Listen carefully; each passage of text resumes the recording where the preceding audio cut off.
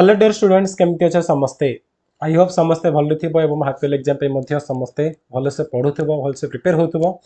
तो बर्तमान आम लाइव अच्छा डिस्कसन करने साहित्यर ऑल चैप्टर एमसीक्यू ठीक अच्छे। तुम साहित्यर ये हाफियल एग्जाम जो पाठ गुड़िक क्वेश्चन आसो तार ऑलरेडी मु सब्जेक्टिव पार्ट अपलोड कर सारी कौटी मिल तुम प्ले लिस्ट को जीव ये 10th बाय श्रीधर पाड़ यूट्यूब चैनल प्ले लिस्ट को तुम जब जीव से तुमको all subject most important subject question गुड़िक मिल जाव किंतु ऑब्जेक्टिव कौन मुझे चैप्टर वाइज अपलोड करी ये भिडियो आम कौन करवा सबू चैप्टर एकाठी गोटे भिडियो मध्यम तुम फिनिश करने जाऊँ ठीक अच्छे। तेणु भिडियो को समस्त आरंभ शेष पर्यटन देख पाखापाखि गोटे घंटार यही क्लास जेहेतु लाइव क्लास चलती तुम सब डिस्कसन करी समस्त प्रश्न उत्तर गुड़िक शेष करेंगे ठीक अच्छे। सब जगह आम डिस्कसन करवा तेणु समस्त आरंभ शेष पर्यटन जदि संपूर्ण रूप रोचना ताल देख तुम सबू जाक चैप्टर जहाँ जहाँ किसी इंपोर्टाट एमसीक्यू अच्छे सब किसी तुम कभर हो आज भिडियो ठीक अच्छे। तेणु समस्त लास्ट रहा जहाँ जहाँ किसी क्वेश्चन नहीं सब जगह प्राक्ट कर देखिए तुम हाफियल एग्जाम ऑब्जेक्टिव पेपर बहुत कमाल होगा जाऊँचे ओके। तो स्टार्ट करें मुझे मो फोन चेक कर दूसरी लाइव क्लास सब कुछ परफेक्ट चलती कि नहीं यस सब परफेक्ट अच्छी साउंड सब ठीक आसुच्छी स्क्रीन सब क्लीयर अच्छी ठीक थम्स अप साइन दे दियो जो मैंने लाइव रे अच्छा परफेक्ट सब किसी यस यस सब कुछ ठीक अच्छे। चल डेरी करवानी आम स्टार्ट करवा आमर है कि स्टार्ट करवा फर्स्ट आम देखा आमर प्रथम गद्य हूँ कौन कांत कवि लक्ष्मीकांत महापात्र तांको जीवनी एवं साहित्य कृति है। तो प्रश्न हूँ एक नंबर प्रश्न है कांत कवि किए अटंती कांत कवि किए आंसर हो कौन कांत कवि होती लक्ष्मीकांत महापात्र। आ जन लाइव देखुच बर्तमान तुम समस्त चार सेसन आंसर दे दी चलो मु स्लो करें आज कहीं बहुत गुड़े पाठ मुझे कवर करार अच्छे तो स्लो गले हेनी स्पीड रे जी आम है स्पीड अप करवा और फटाफट आंसर सारे चेष्टा करा समस्त पद्यर सॉरी समस्त गद्यर जहाँ जहाँ किसी क्वेश्चन अच्छी ना सब फिनिश करने चेष्टा करवा। तापर क्वेश्चन नंबर 2 देख कांत कवि नाम लक्ष्मीकांत रखा जाता कहीं आंसर कौन हम कहीं लक्ष्मीकांत रखा कहीं से माणवसा गुरुवार जन्म होते से बोली। तापर 3 नंबर देख कांत कवि जन्मभूमि केउठी थिला आर आंसर कौन हम तुम जन्मभूमि थिला तांकर कटक ठारे है 3 नंबर आंसर हो तुम ख।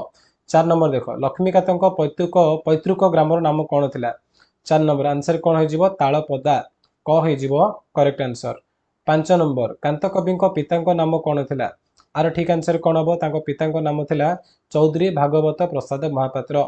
तापर 6 नंबर देख 6 नंबर हूँ कांत कवि माता नाम कौन माता नाम हूँ राधामणि ख हो करेक्ट आंसर टिके जूम कर यस क्लियर देखा 7 नंबर देख लक्ष्मीकांत पिता प्रथम वकिलाती कार्य केउठारे आरंभ करते 7 नंबर ठीक आंसर तुम हो कौन ख माने बालेश्वर ठारे बालेश्वर से वकिलाती काम आरंभ करते। 8 नंबर देख छात्रावस्था लक्ष्मीकांत क्या तत्वावधान में पाठ पढ़ते 8 नंबर करेक्ट आंसर हो तुम कौन उमाचरण घ हो ठीक उत्तर। तापर देख 9 नंबर 9 नंबर प्रश्न कौन अच्छे लक्ष्मीकांत क्यों स्कूल रू एंट्रांस पास करते आंसर कौन लिख 9 नंबर को 9 नंबर जो तुम कौन ग माने बालेश्वर जिला स्कूल रू से एंट्रांस पास करते। 10 नंबर क्यों लक्ष्मीकांत क्यों महाविद्यालय रू आईए पास करते आंसर कौन हम तुम आईए कौट पास करते से आंसर हो रेभेन्सा कॉलेज क हो करेक्ट आंसर ठीक अच्छे। कांत कवि आईए पास पर बीए पढ़ा से केउठारे प्रथमे नाम लिखाई आर करेक्ट आंसर तुम कौन हो कलिकतार रिपन कॉलेज ख हो करेक्ट आंसर। कॉलेज रे पाठ पढ़ा बेले से क्रीड़ा सहित क्यों वाद्ययंत्र बनाई संगीत परिवेशन में अधिक समय व्यय करते आर करेक्ट आंसर हो तुम कौन घ हो गोपी जंत्र हो करेक्ट आंसर।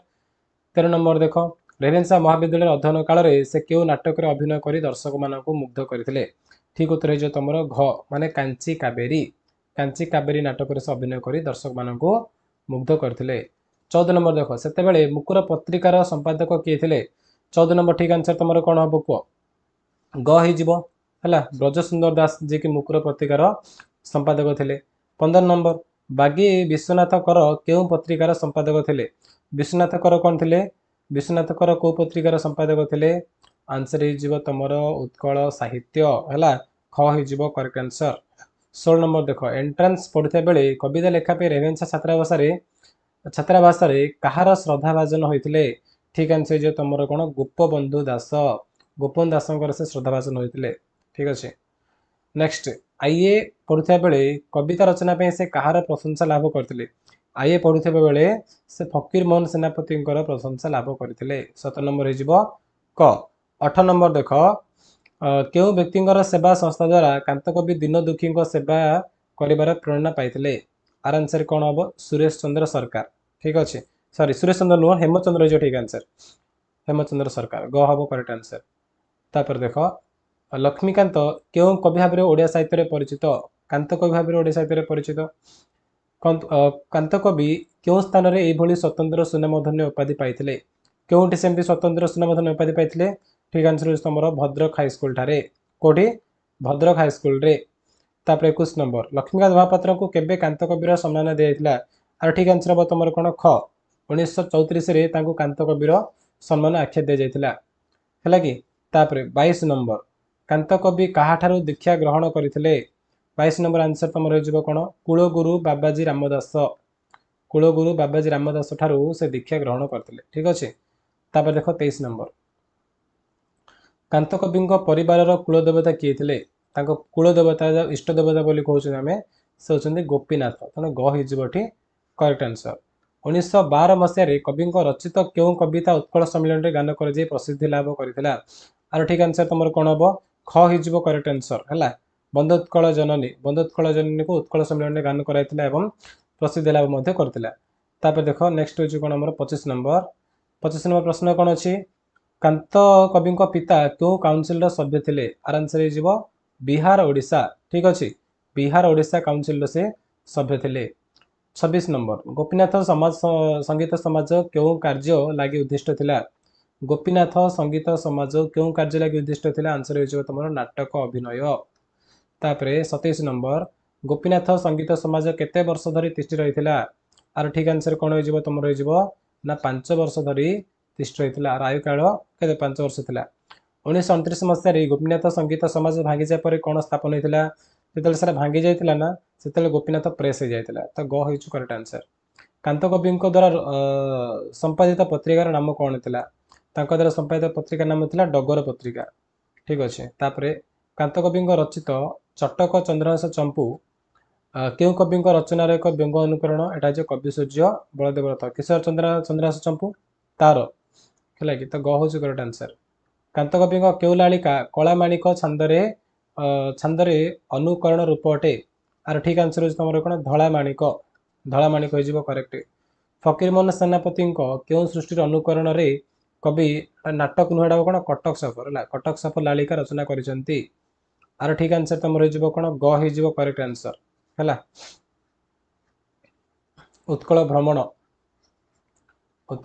भ्रमण तापर क्योंटी कविंकर प्रहसन रचना नुहे। कवि प्रहसन रचना नुहे बोली पचार तार आंसर कौन तुम हम कटक सफर घ हो करेक्ट आंसर। 34 नंबर लक्ष्मीकांत क्यों कृति जहाँ जीवजंतु संबंधी साहित्य जहाँ शिशु मान उपादेय अटे। और करेक्ट आंसर तुम चिड़ियाखाना ख हो करेक्ट। किशोर मान उद्दिष्ट पाठशाला और साहित्य सुधाकर पुस्तक दुईटी क्यों प्रकार कृति अटे। आर करेक्ट आंसर तुम कौन हो गला तुम शिक्षा संबंधी। तापर देख पिलांक कथा क्यों प्रकार कहानी संकलन। पिलांक कथा आर आंसर तुम कौन हम एटा पौराणिक कहानी। तापर देख कांत कवि रचित करुणर संयुक्त श्रेष्ठ गल्पटी नाम कौन। बुढ़ा शंखारी गोटे करुण गल्प कांत कवि द्वारा। कवि रचित हास्य व्यंग विद्रूप धर्मी गद्य रचना नाम कौन। एटा हूँ असहयोगीर आत्मकथा है असहयोगीर आत्मकथा। तापर नेक्स्ट देख कवि लेखनी महनीय साहित्य कृति जहाँ एक असंपूर्ण उपन्यास बुझा कणा मामू। क्योंटी रचित प्रबंध नुहे ओडिया केबे है ओडिया केबे रचित प्रबंध नुहे। नेक्स्ट क्योंटी कवि जीवनी स्मृतिमूलक प्रबंध अटे। जीवनी स्मृतिमूलक प्रबंध कले कौन हो खंडीए चिठी है कि। आंसर हो कौन खंडीए चिठी। तापर नेक्स्ट हूँ 42 क्यों रचनाटी कांत कवि हास्योद्दीपक कविता नुहे। हास्योद्दीपक कविता नुहे से हूँ महाप्रणय महाप्रयाण। 43 कांत कवि क्यों रचनाटी कवि राधानाथ राय चिल्लिका रीति लिखिं। एटा कौन हम ना बैतरणी हो करेक्ट आंसर है कि बैतरणी।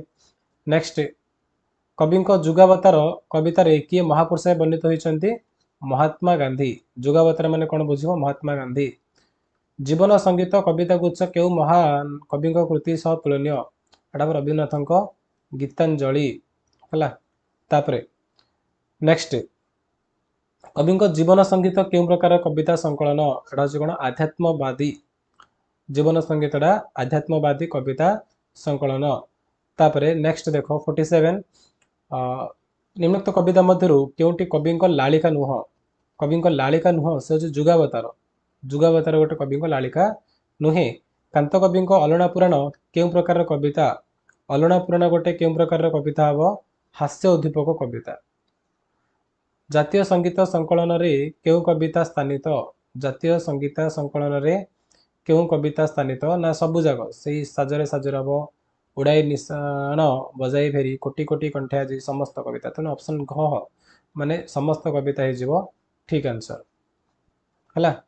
तापर देख नेक्स्ट आम कौन अच्छी ओडिशा सरकार संप्रति बंधुत्कल जन्य कविता को संगीत रूपे मान्यता देइचंती। ठीक अच्छे क्यों संगीत रूपे मान्यता देइचंती एटा हूँ क्वेश्चन बट आंसर तुम रही कौन राज्य संगीत रूपे मान्यता देइचंती। शेष प्रश्न कांत कवि विरचित देश और जातिर वंदनामूलक कविता बड़ी संकलन समृद्ध अटे। ठीक अच्छे कौटा हम भर कौ कविताटा आर आंसर तुम कौन हम जातीय संगीत हम करेक्ट आंसर है जातीय संगीत। ठीक अच्छे संकलन समृद्ध कौन कह जाए जातीय संगीत बोली बुझा पड़ो। तो यहाँ मोर कौन यहाँ कांत कवि लक्ष्मीकांत महापात्र तार जहाँ जहाँ किसी एमसीक्यू थे डिस्कसन करदे। मुझे कमेंट चेक कर दी तुम मान जो मैंने लाइव अच्छ जेहेतु अलग अलग स्कूल हापिल एग्जाम डेट अलग अलग तेणु मे बी किसी स्कूल फास्ट डे साहित्य थी है कार सोशल साइंस अच्छे समस्त अलग अलग अच्छे तेना भलसे प्रिपेयर हो जहाँ जहाँ किसी तुम पढ़ाओ ओके। यस हैप्पी गांधी जयंती ऑल्सो अक्टोबर 2 मोर 4 तारीख एग्जाम हाँ मैक्सिमम पिला 4 तारीख एग्जाम अच्छे मुझे पचार तुम मैंने जेजन देखुच ना मैक्सिमम पिला आंसर आसो कौन 4 तारीख तुम एग्जाम। ठीक अच्छे चलो नेक्स्ट बढ़िया आम कौन जन्मभूमि। यस आसला जन्मभूमि में गोटे गोटे डिस्कसन करवा बट टी मुझे देखीदेवी ये 4 ना हाँ समस्त 4 तारीख अच्छे 4 October okay okay car math अच्छी कार एमआईएल अच्छी एमती अलग अलग अच्छे। तो अलरेडी सब तुम सब्जेक्ट अपलोड हो जाए जो मैंने देखी ना देखिपर प्ले लिस्ट तुमको मिल जाव सब्जेक्ट वाइज तुमको प्ले लिस्ट सब कुछ मिल जाव तेणु प्ले लिस्ट चेक कर समस्ते। अब आम कौन ऑब्जेक्टिव डिस्कसन कर ऑब्जेक्टिव ऑलमोस्ट कंप्लीट हो गला कि पाठर बाकी था तो आज आम कौन कर पूरा डिटेल्स डिस्कस कर साहित्यर। ओके ओके ओके चलो चलो जन्मभूमि देख क्वेश्चन नंबर 1 आंसर दे समस्ते कौन अच्छे जन्मभूमि प्रबंधर प्राबंधिक नाम कौन ये प्राबंधिक नाम हूँ कौन घ कृष्णचंद्र पाणिग्राही। नेक्स्ट क्वेश्चन देख लेखक कृष्णचंद्र पाणिग्राही क्यों मसीह जन्मग्रहण करते आंसर कौन हम 1909 मसीह। प्राबंधिक मृत्यु केव होता कौन गला हाँ प्राबंधिक मृत्यु केव होता आर आंसर हूँ तुम 1987 1987। 4 नंबर देख 4 नंबर आंसर दियो क्यों से जन्मग्रहण करते आंसर अच्छे खिचिंग है खिचिंग से जन्मग्रहण करते। क्यों प्रबंध संकलन समृद्ध जन्मभूमिटा आर आंसर कौन हम आंसर हूँ कौन तुम ग प्रबंध मानसर संकलन एटा उद्धृत अटे। ठीक अच्छे 6 नंबर देख जन्मभूमि प्रबंधटी लेखक कहार प्रकृत अर्थ संधान करछंती कहार प्रकृत अर्थ संधान करछंती जन्मभूमि। नेक्स्ट देख तापर 7 नंबर लेखक शिशु प्राण को किए परिपृष्ट कला किए परिपृष्ट कला पल्ली भूमि है 7 नंबर हो कौन घ हो करेक्ट आंसर। 8 नंबर लेखक क्या निजर माता धात्री शिक्षयित्री बोली कहते क्या निजर माता धात्री एवं शिक्षयित्री बोली कहते आर करेक्ट आंसर हो कौन निजर पल्लीग्राम को कहते जन्मभूमि कले से पल्लीग्राम बुझा पड़ो। लेखक ସମ୍ବନ୍ଧର କାହା ସହିତ କିଣିବାକୁ ଲାଗିଛି? ଲେଖକଙ୍କର ସମ୍ବନ୍ଧ କାହା ସହିତ କିଣିବାକୁ ଲାଗିଛି? ଆର ଆନ୍ସର କ'ଣ ହବ ତମର? କ ହେଇଯିବ, ନିଜ ପଲ୍ଲୀଭୂମି ସହିତ। ହେଲା, ପଲ୍ଲୀ ହବ ଠିକ ଆନ୍ସର। କେଉଁ ରାଜବଂଶର କୀର୍ତ୍ତିରେ ଲେଖକଙ୍କ ଜନ୍ମସ୍ଥାନ ବିମଣ୍ଡିତ? ଭଞ୍ଜ କୀର୍ତ୍ତି କିରଟିନୀ ବା ଭଞ୍ଜ କୀର୍ତ୍ତି କିରଟିନୀ। ପ୍ରାବନ୍ଧିକ ଆୟୁକୁ କାହା ସହିତ ତୁଳନା କରିଛନ୍ତି? ସୂର୍ଯ୍ୟ। ଆୟୁ ସୂର୍ଯ୍ୟ କହିଛନ୍ତି ନା ଦିନକୁ ଦିନ କ୍ଷୀଣ ହେବା ଲାଗିଛି, ଏ ପ୍ରକାର କହିଥିଲେ ଆୟୁ ସୂର୍ଯ୍ୟ। ଲେଖକଙ୍କର ପଲ୍ଲୀ ପ୍ରତି ଏକମାତ୍ର କର୍ତ୍ତବ୍ୟ କ'ଣ? ଆକ୍ଚୁଆଲି ତାଙ୍କ ପଲ୍ଲୀ ପ୍ରତି କର୍ତ୍ତବ୍ୟ କ'ଣ ହେବାର ଥିଲା ନା ପଲ୍ଲୀଭୂମିକୁ ସେବା କରିବା। କିନ୍ତୁ କେଉଁ ପ୍ରକାର ସେ ସେବା କରୁଛନ୍ତି ବର୍ତ୍ତମାନ? ନା ଗ୍ରାମକୁ ଅର୍ଥ ଦାନ କରିକି। ତେଣୁ ବର୍ତ୍ତମାନ ହେଇଯିବ କ ହେଇଯିବ କରେକ୍ଟ ଆନ୍ସର। ହେଲା, ଶିକ୍ଷା ସମାପନ ସଙ୍ଗେ ସଙ୍ଗେ ଶିକ୍ଷିତ ମାନଙ୍କର ଏକ ପ୍ରକାର କ'ଣ ଘଟିଥାଏ ବୋଲି ପ୍ରାମୁଦ୍ୟ କହିଛନ୍ତି? ଶିକ୍ଷା ସମ୍ପାଦନ ସଙ୍ଗେ ସଙ୍ଗେ ସେମାନଙ୍କର ଏକ ପ୍ରକାର ପୁନର୍ଜନ୍ମ ହୋଇଯାଇଥାଏ। ତେଣୁ କ ହେଇଯିବ କରେକ୍ଟ ଆନ୍ସର। ତାପରେ ଦେଖ, ପଲ୍ଲୀର ନରନାରୀମାନଙ୍କ ମଧ୍ୟରେ କେଉଁ ପରମ୍ପରା ଗଢ଼ି ଉଠିଥାଏ? ପଲ୍ଲୀର ନରନାରୀମାନଙ୍କ ମଧ୍ୟରେ ଏକ ପାରିବାରିକ ପରମ୍ପରା ଗଢ଼ି ଉଠିଥାଏ। ସାରମାଉସୀ ଗ୍ରାମ ମୁଣ୍ଡରେ କେଉଁଠାରେ ବହୁ ବର୍ଷ ଧରି ପ୍ରସ୍ତର ମୂର୍ତ୍ତିଟି ପରି ବସି ଆସିଛି? ଛୋଟ ପିଣ୍ଡାରେ। ତ 15 ନମ୍ବର ହେଇଯିବ ଗ। 16 ନମ୍ବର, ଗ୍ରାମର ମଝିରେ କାହାର ଘର? ଗ୍ରାମର ମଝିରେ ଗୋବିନ୍ଦାର ଘର। ହେଲା, ତ 16 ନମ୍ବର ହେଇଯିବ ତମର ଗ। 17 ନମ୍ବର, ଗୋବିନ୍ଦା ଭାଇ ଲେଖକଙ୍କ ପାଖରେ କ'ଣ ବ୍ୟାଖ୍ୟା କରୁଥିଲା? ମନବୋଧ ଚୌତିସା। ଖ, ଗୋବିନ୍ଦା ଭାଇ ଥିଲା କ'ଣ? ଆଜୀବନ ଅକର୍ମା ଏବଂ ଅବିବାହିତ। ହେଲା, କିଛି କାମ କରୁନଥିଲା, ଅବିବାହିତ ଥିଲା। ତ ଘ ହବ କରେକ୍ଟ ଆନ୍ସର। ଗୋବିନ୍ଦା ଭାଇ କାହାକୁ ଦୁର୍ଗ କରି ସମଗ୍ର ବିଶ୍ୱ ବିରୋଧରେ ବିଦ୍ରୋହ ଘୋଷଣା କରୁଥିଲା? ନିଜର କୁଡ଼ିଆକୁ, ନାଇଁ କି? ତେଣୁ ଏଠି ଆନ୍ସର କ'ଣ ହବ ତାର? ସେଇ କ୍ଷୁଦ୍ର କୁଟୀରକୁ।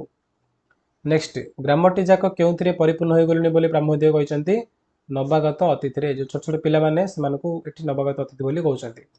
ବେକାର ଯୁବଗୋଷ୍ଠୀ ପୁଷ୍ପିତ ପଳାଶ ବନରେ କ'ଣ ଦେଖନ୍ତି? ବିଦ୍ରୋହର ବହ୍ନି ଦେଖନ୍ତି। କେଉଁଠି ଦେଖନ୍ତି? ଆହବର ରକ୍ତ। ଆର ଆନ୍ସର କ'ଣ ହବ? କେଉଁଠି ଦେଖନ୍ତି ଆହବର ରକ୍ତ? କରେକ୍ଟ ଆନ୍ସର ହେଉଛି ତମର କୃଷ୍ଣଚୂଡ଼ାରେ। କୃଷ୍ଣଚୂଡ଼ାରେ ଆହବ ରକ୍ତ ଦେଖନ୍ତି ଏବଂ ବିଦ୍ରୋହ ବହ୍ନି କୋଉଠି ଦେଖନ୍ତି? ପଳାଶ ବନରେ। ପଲ୍ଲୀର କର୍ମ ଯୋଜନାରେ ଅଂଶଗ୍ରହଣ କରିବା ପାଇଁ ପ୍ରାବନ୍ଧିକଙ୍କ ନିକଟରେ କେଉଁ ଶକ୍ତିର ଅଭାବ ଥିଲା? ତାଙ୍କର କେଉଁ ଶକ୍ତିର ଅଭାବ ଥିଲା? ନୈତିକ ଶକ୍ତିର ଅଭାବ ଥିଲା। ପ୍ରାବନ୍ଧିକ ଜନ୍ମଭୂମି ଖାଲି ମନରେ ନୁହେଁ ଡେସ୍ରୁ ମଧ୍ୟ ବିଚ୍ୟୁତ ହୋଇପଡ଼ିଛନ୍ତି। କରେକ୍ଟ ଆନ୍ସର ହେଉଛି କର୍ମରୁ ମଧ୍ୟ ବିଚ୍ୟୁତ ହୋଇପଡ଼ିଛନ୍ତି। ନୂଆ ମେଘକୁ କେଉଁମାନେ ଚାହିଁ ରୁହନ୍ତି? ନୂଆ ମେଘକୁ ସମସ୍ତେ, ଗ୍ରାମବାସୀ, ପଲ୍ଲୀଜନ, ଚାଷୀକୂଳ ସମସ୍ତେ ଚାହିଁ ରହିଥାନ୍ତି। ରଜ ପର୍ବର ଆରମ୍ଭ କେଉଁଥିରେ ହୋଇଥାଏ? ରଜ ପର୍ବର ଆରମ୍ଭ କେଉଁଥିରେ ହୋଇଥାଏ? ଠିକ ଆନ୍ସର ହେଉଛି ଆମର ସିକ୍ତଭୂମି ହବ ଆଉ ବନ୍ୟଜୀବର ପରିମଳ, ଦିଟା ହବ କରେକ୍ଟ ଆନ୍ସର। ସିକ୍ତଭୂମି ତା ସହିତ ବନ୍ୟଜୀବର ପରିମଳ, ଦିଟା କରେକ୍ଟ ଆନ୍ସର ପାଟି ଗ ଏବଂ ଘ। ରଜ ପର୍ବରେ ଗ୍ରାମବାସୀ ମାନେ କ'ଣ ଖେଳନ୍ତି? ସେମାନେ ସବୁ ଦୋଳି ଖେଳନ୍ତି। ଗ୍ରାମ ମଧ୍ୟରେ ଏକ ପାରିବାରିକ ପରମ୍ପରା ସ୍ୱରୂପ ନିମ୍ନଲିଖିତ ମଧ୍ୟରୁ କେଉଁଟି ଗ୍ରହଣୀୟ? ଆର ଆନ୍ସର ତମର କ'ଣ ହବ ଜାଣିଛ? କରେକ୍ଟ ଆନ୍ସର ହେଉଛି ଆମର ଖ। ଗ୍ରାମରେ ଜାତି ବର୍ଣ୍ଣ ନିର୍ବିଶେଷରେ ମଧ୍ୟ ଭାଇ ଭଉଣୀ କକା ଖୁଡ଼ି ଏ ସମସ୍ତେ କ'ଣ ଭାବର ସମ୍ପର୍କ ରଖିବା ଏବଂ ରଜ ପର୍ବ ପାଳନ କରିବା, ଏଇଟା ହେଇଯିବ କରେକ୍ଟ ଆନ୍ସର। ଏକ ପରିବର୍ତ୍ତ ସଦୃଶ ଜଣାପଡ଼େ। ଧରଣୀ ଶସ୍ୟ ଶ୍ୟାମଳ ହେବାରେ କାହାର ଶ୍ରମ ନିହିତ? ଧରଣୀ ଶସ୍ୟ ଶ୍ୟାମଳ ହେବାରେ କାହାର ଶ୍ରମ ନିହିତ? ଶ୍ରମଜୀବୀ ମାନଙ୍କ ଯତ୍ନ। କ ହେଉଛି କରେକ୍ଟ ଆନ୍ସର। ଗ୍ରାମର ଶୃଙ୍ଖଳିତ କର୍ମ ଯୋଜନାରେ କାହାର ସ୍ଥାନ ନାହିଁ? ଗ୍ରାମର ଶୃଙ୍ଖଳିତ କର୍ମ ଯୋଜନାରେ ଲେଖକଙ୍କ ଆଉ ସ୍ଥାନ ନାହିଁ। ଗ୍ରାମ ଭୂମିରେ ପୂର୍ଣ୍ଣ ହେବାରେ କାହାର ପ୍ରାଧାନ୍ୟତା ପରିଲକ୍ଷିତ ହୋଇଥାଏ? ଗ୍ରାମ ଭୂମିରେ ପୂର୍ଣ୍ଣ ହେବାରେ କାହାର ପ୍ରାଧାନ୍ୟତା ପରିଲକ୍ଷିତ ହୋଇଥାଏ? କରେକ୍ଟ ଆନ୍ସର ହେଉଛି ହେମନ୍ତର ସ୍ୱର୍ଣ୍ଣ ଶୀର୍ଷ ଧାନ। କୃଷ୍ଣ କେଉଁଠିକୁ 3 ଦିନ କଣ୍ଟ କରି ଯାଇଥିଲେ? ମଥୁରାକୁ। ଜନ୍ମଭୂମି ପ୍ରତି ଅନୈତିକତା ବା ବିଶ୍ୱାସଘାତ ଯୋଗୁଁ କେଉଁ ମହାପୁରୁଷ ପାର ହୋଇନଥିଲେ? କୃଷ୍ଣ। କିଏ ଶଶିକଳା ପରି ଦିନା କ୍ଷୀଣ ହୋଇଯାଇଥିଲେ? କିଏ? ଏଠି ଆନ୍ସର କ'ଣ ହବ? ଶଶିକଳା ପରି କିଏ ଦିନା କ୍ଷୀଣ ହୋଇଯାଇଥିଲେ? ରାଧା। କୃଷ୍ଣ କେଉଁଠାରେ ନିଜର ସାମ୍ରାଜ୍ୟ ସ୍ଥାପନ କରିଥିଲେ? କୋଉଠି କରିଥିଲେ? ବୃନ୍ଦାବନ। ହେଲା, ନିଜ ସାମ୍ରାଜ୍ୟ ସେ କେଉଁଠି ସ୍ଥାପନ କରିଥିଲେ? ଆନ୍ସର ହେଇଯିବ ଦ୍ୱାରକା। ଦ୍ୱାରକା ହବ କରେକ୍ଟ ଆନ୍ସର। ଖ ହବ କରେକ୍ଟ ଆନ୍ସର, ଦ୍ୱାରକାରେ। କୃଷ୍ଣଙ୍କ ଅଭ୍ରକଂଶ ପ୍ରାସାଦ କେଉଁଥିରେ ନିମଗ୍ନ ହୋଇଗଲା? ଅତଳ ଜଳଧିରେ। ଗ ହେଉଛି କରେକ୍ଟ ଆନ୍ସର। ତାପରେ ଦ୍ୱାରକାର ମଦ୍ୟପ ଯଦୁବଂଶ ଗୋଷ୍ଠୀ କେଉଁଠାରେ ପରସ୍ପରକୁ ହାଣି ଧ୍ୱଂସ ହୋଇଗଲେ? ଏଟା କ'ଣ? ପ୍ରଭାସ ତୀର୍ଥରେ। କ ହେଉଛି କରେକ୍ଟ ଆନ୍ସର। ଦ୍ୱାରକାର ରାଜଭୋଗରେ କୃଷ୍ଣଙ୍କ ପାଦୁକା କିପରି ବର୍ଣ୍ଣ ଧାରଣ କରିଥିଲା?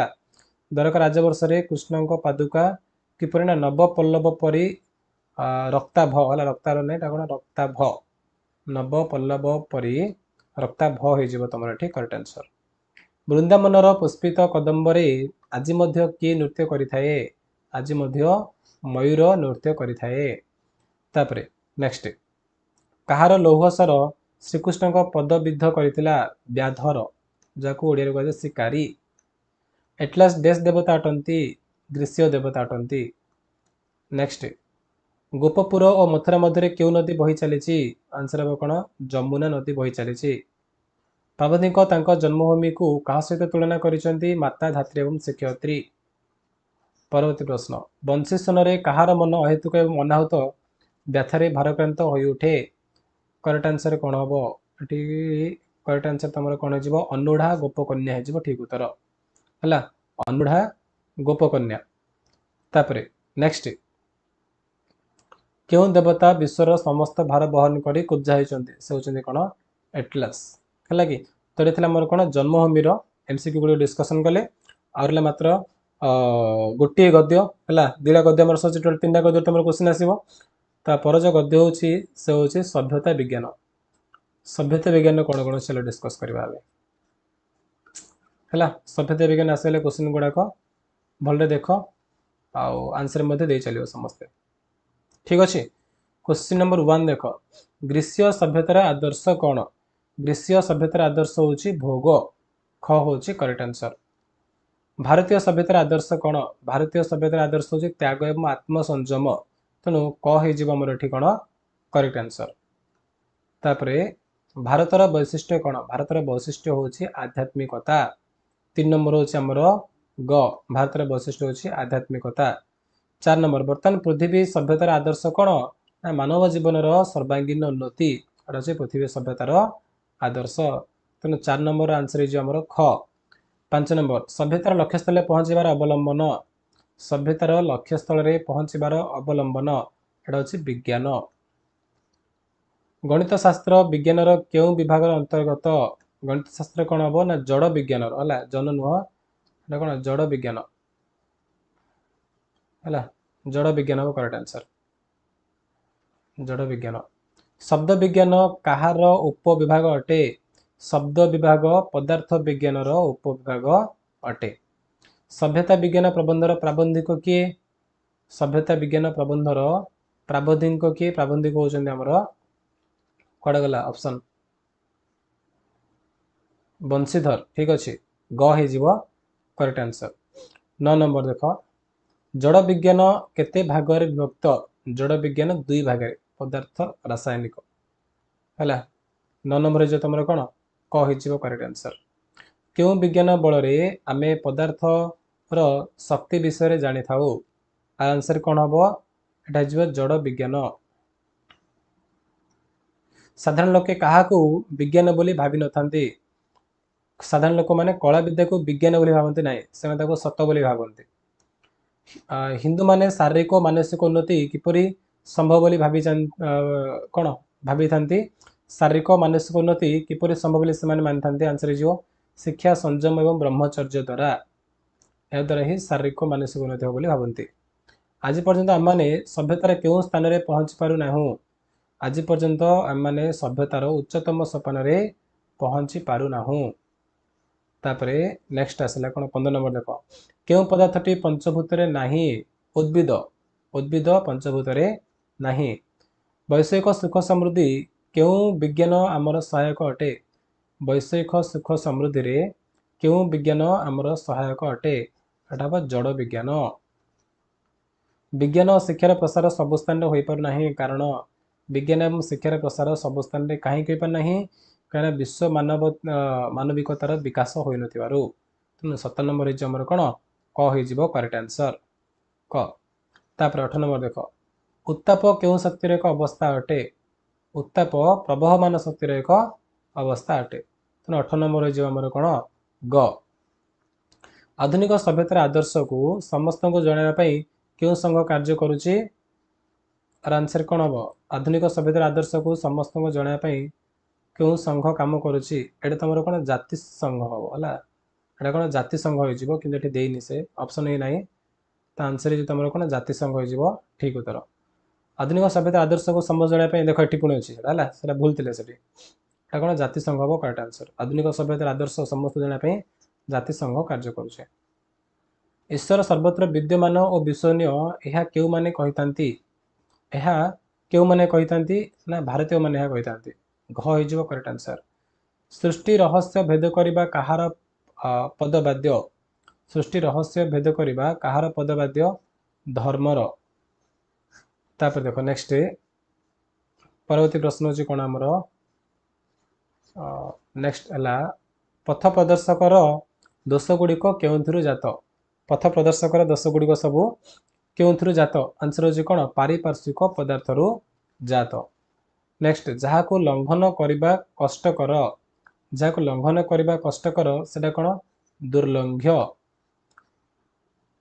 गेंडुटी पथर पानी ढाले क्यों बाष्प बाहर अंगारकाम्ल है जोटा कि चूर्ण पथर बोली कहवा गेंडुटी पथर अंगारकाम्ल बाहर थाए जहाँ बही जाउथिबा अवस्था अच्छी ताहा डेस बही जाउथिबा अवस्था जहाँ अच्छी ताको आमे कौन कहबा ताको कहबा प्रवहमान कहा बल आम दूर देश को उड़ी पारुचु आ ठीक आंसर उड़ाजाहाज ही हम ग वृक्षर विश्लेषण पर आम क्यों विज्ञान साहाय्य नेबा उद्भिद विज्ञान ग हूँ करेक्ट आंसर कौन से एक सभ्यता उच्चतर बा न्यूनतर बोली किपर निर्णय करा जाए कौन से सभ्यता उच्चतर न्यूनतर कहा द्वारा वैषयिक उन्नति द्वारा सॉरी विभागिक उन्नति ठीक आंसर ये विभागीय उन्नति द्वारा आम जापर उच्चतर बा न्यूनतर से सभ्यतार ठीक अच्छे तेणु ये तुम 29 नंबर कौन घ हो करेक्ट आंसर है घ विभागीय उन्नति द्वारा